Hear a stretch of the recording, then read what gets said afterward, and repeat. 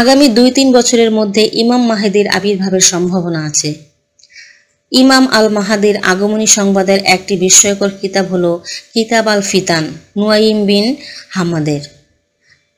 তাতে তোবাই রহমতুল্লাহ আলাইহি বর্ণনা করেন যে ভবিষ্যতে বাইতুল্লাহ অর্থাৎ কাবা শরীফে আশ্রয় নেবেন একজন আশ্রয় প্রার্থী। সে নিহত হবে। তারপর প্রায় 33 বছর কেটে যাবে। তারপর আরেক আশ্রয় প্রার্থী কাবা শরীফে আশ্রয় গ্রহণ করবে। তুমি যদি তাকে পেয়ে যাও তবে তার বিরুদ্ধে যুদ্ধ করো না, কেননা যে তাহার বিরুদ্ধে যুদ্ধ করবে সে মাটির নিচে তলিয়ে যাবে। 1979 সালের কথা আমরা জানি।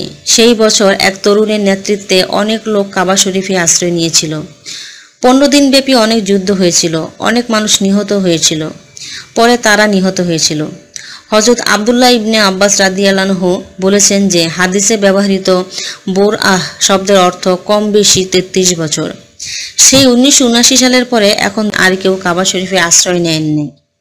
কিন্তু সময় ঘনিয়ে এসেছে। 1979 সাল থেকে হিসাব করলে আগামী 2-3 বছরের মধ্যে এই ঘটনা ঘটতে পারে বলে এই হাদিস থেকে বোঝা যায়। কিতাবুল ফিতানের 935 নম্বর হাদিস এটি তোবাইন বর্ণিত। এগুলি সাহাবায়ে কেরাম এবং তাবিঈনদের আসার, হাদিসে মওকুফ, হাদিসে মকতুহ। কিন্তু এইগুলো গায়েবের সংবাদ হিসাবে কোনো না কোনো ভাবে তারা রাসূলুল্লাহ সাল্লাল্লাহু আলাইহি ওয়াসাল্লামের নিকট থেকে শুনেছেন বলে বর্ণনা করেছিলেন।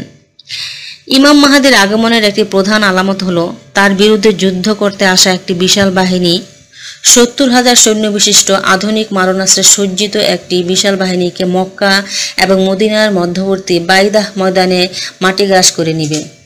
আল্লাহ তাদেরকে মাটির নিচে তলিয়ে দিবেন।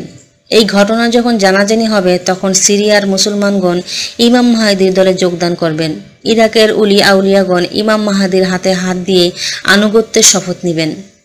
তখন সারা দুনিয়ায় ইমাম মাহাদির আবির্ভাবের কথা ছড়িয়ে পড়বে।